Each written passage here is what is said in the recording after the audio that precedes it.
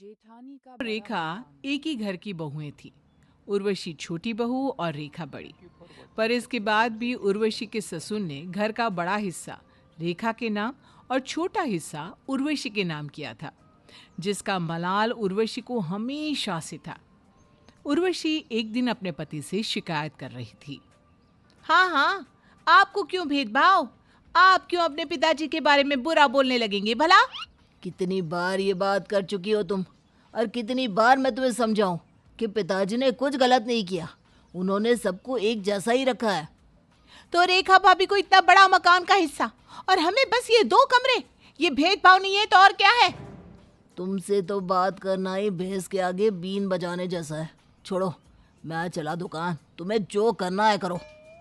हाँ हाँ, जाइए जाइए, पर मैं अन्याय ये बिल्कुल सहन नहीं करूंगी। जा रही हूँ रेखा भाभी से बात करने। उर्वशी के मन में ये बात तो कब से थी ही, इसलिए अब वो जेठानी से इस बारे में बात करने जा रही थी। अरे उर्वशी, आज सुबह सुबह नीचे कैसे? आओ आओ बैठो। नहीं भाभी, आज मैं बैठने नहीं आई हूँ, आपसे कुछ बात करने आई हूँ। हाँ हाँ, कहो ना। मुझे ये पूछना था कि बाबूजी ने मुझे ऊपर वाले 2 कमरे और आपको नीचे वाला पूरा मकान क्यों दिया है? ऐसा भेदभाव उन्होंने क्यों किया?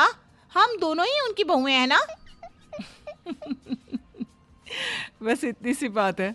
तुम्हें ये मकान चाहिए, तुम नीचे रहना चाहती हो ना, तो आज से ये नीचे का हिस्सा तुम्हारा।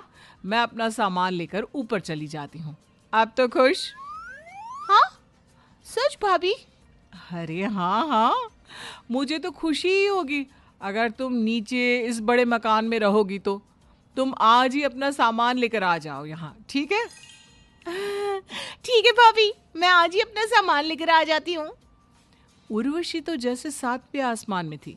उसे घर का बड़ा हिस्सा जो मिल गया था, उसने जल्दी जाकर अपना सामान बांधा और नीचे आकर रहने लगी। अरे वाह, इतनी बड़ी रसोई!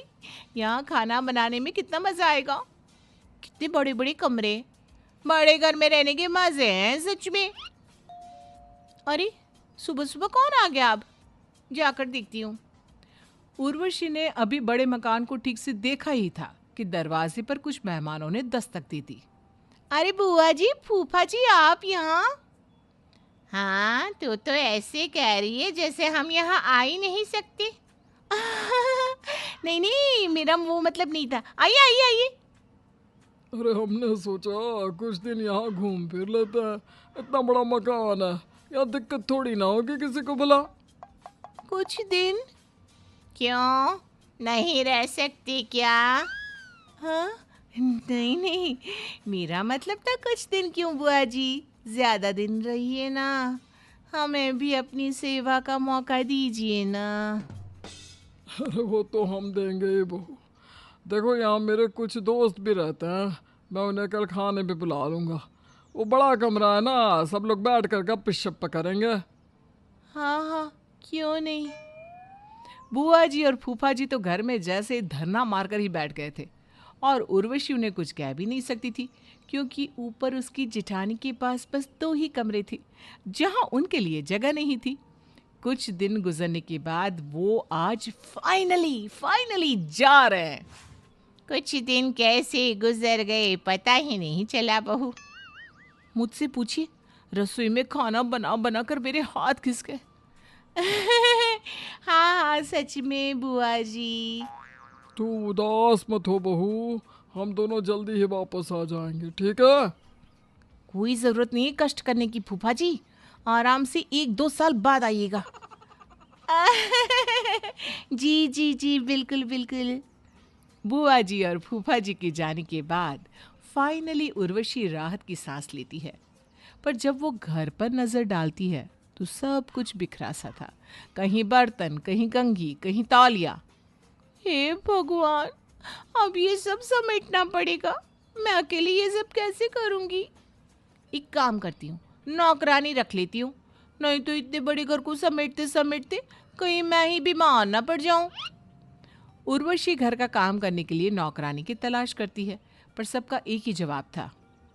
हाय राम, इतना बड़ा मकान है मैम साहब, मैं तो नहीं करेगी काम यहाँ मरने को। अगर मेरे को 1 महीने के 10,000 देते हो ना तो सोच सकती हूँ काम करने के लिए। अरे ना रे बाबा ना, इतने बड़े मकान का पोछा लगाने में कितनी मेहनत लगती है। जय सिया राम मैडम जी। कितनी कोशिशें करने के बाद भी उर्वशी को कोई नौकरानी नहीं मिलती। आखिर में उसे खुद ही घर का सारा काम करना पड़ता है। हे भगवान, मेरी कमर हाय मर गई। घर बड़ा है तब पता चलता है जब आपको उसका झाड़ू पोछा करना पड़ता है। हाय मेरी कमर, थोड़ी देर सो ही जाती हूँ। हैं? अब कौन आ गया? हाँ बोलो बच्चों, क्या काम है? हम होली का चंदा लेने आए आंटी। अच्छा, रुको देती हूँ। उर्वशी अंदर से 50 रुपए ले आती है। ये लो बच्चों। आंटी आप क्यों मजाक कर रही है? मजाक? मैंने कब किया मजाक? पैसे दे तो रही हूँ। जरा आपका घर देखिए और उस पे आप 50 रुपये दे रही है। ये मजाक नहीं, ये तो क्या है? अरे ठीक है, ये लो 100 रुपये। अब खुश? हम 5,000 से कम नहीं लेंगे आंटी। बाकी सब बड़े घरों वालों ने इतने ही दिए है, आपके पास नहीं है तो। नहीं दूंगी तो मोहल्ले में इज्जत खराब हो जाएगी। सब लोग सोचेंगे इतने बड़े घर में रहती है फिर भी इतनी कंजूस। अच्छा रुको देती हूँ।